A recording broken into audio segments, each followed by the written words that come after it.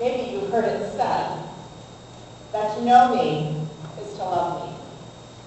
Well, maybe that's true for some of you, but it hasn't been true in my life.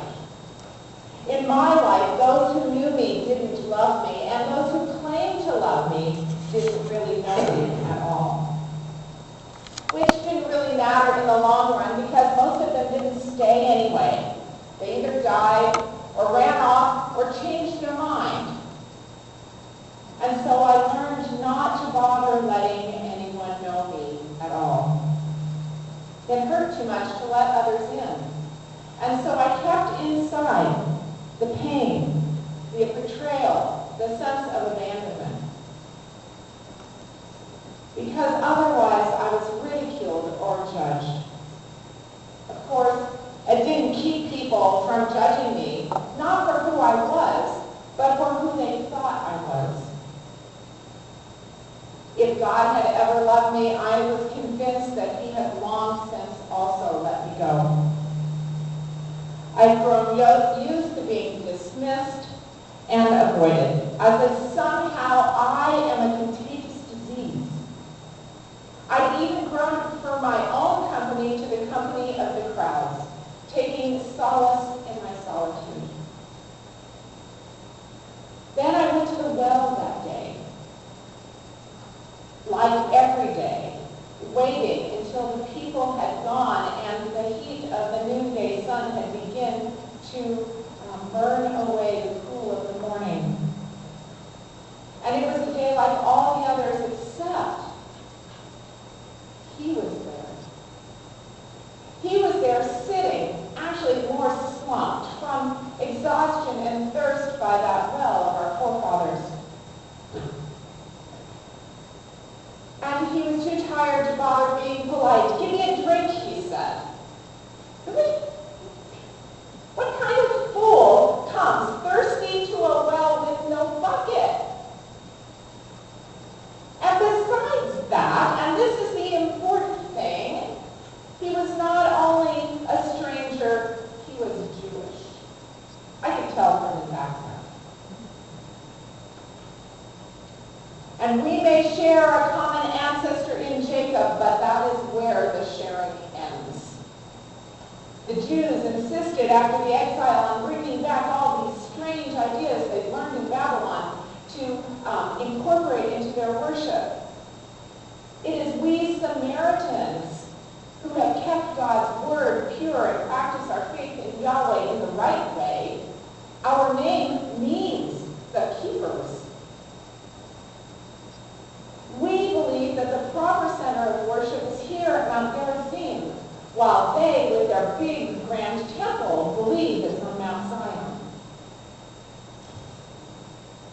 And to top it all off, they treat us as if we're some poor-bred cousins beneath their contempt, beneath consideration. And so I was hot and tired that day too, and so I challenged him. How is it that you, a Jew, ask me, a Samaritan woman, for a drink?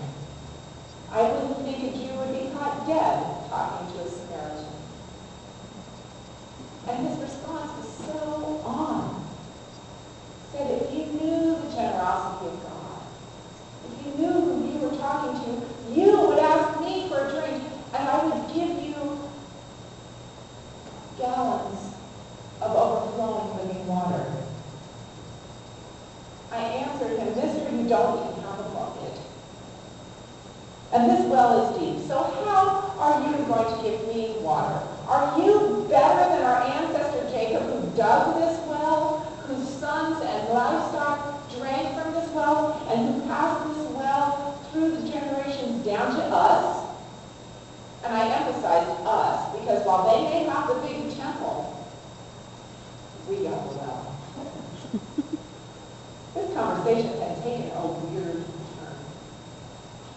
Suddenly, this man is talking about him giving me water when he doesn't have a bucket, and he's not just talking about water that's sitting still and stagnant, but an artesian well, ever flowing, always fresh, which would be great because I am so tired of hauling this bucket around every day. But I could tell from the way he was looking at me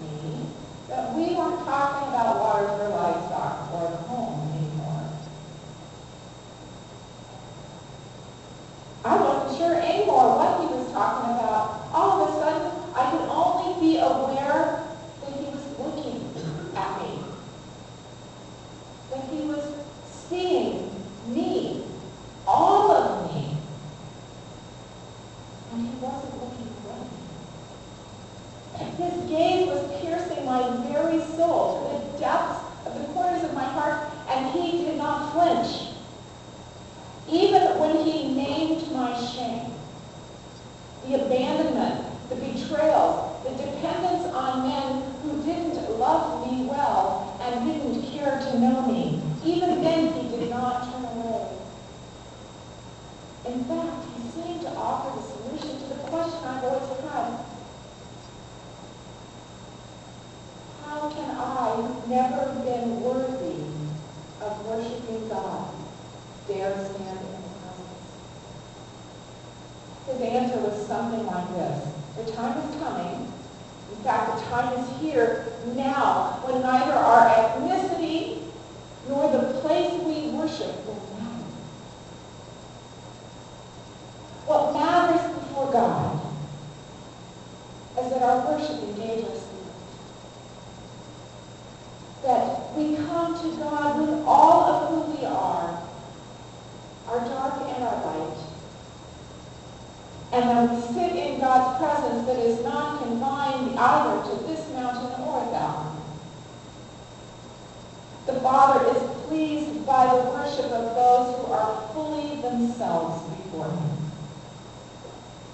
We worship God best when we worship God from the very core of our being, from our soul, from our true self. And when we do this, we are best able to encounter God's love for us. And no one's past can ever keep God from loving them. I was totally bewildered, but still drawn to this man who seemed to know me to the depths of my soul. And I said, I don't know about that. But I know that the Messiah is coming, and when the Messiah comes, we'll get the whole story.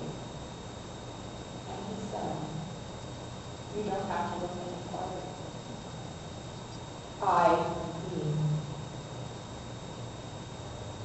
I have no more words for this man. I was so full of embarrassment and confusion and love and things that my brain couldn't name, and so I ran away.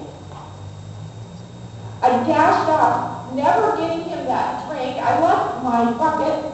My heart couldn't contain all that was in me. I think it was hope. Could it possibly be that when I had given up on God, God had come looking for me in love? Could it possibly be that God not only knew all of who I had been, but all of who he wanted me to be? Could it be that God's love breaks down barriers between Jew and Samaritan, male and female, rich and poor, and any other walls we can build?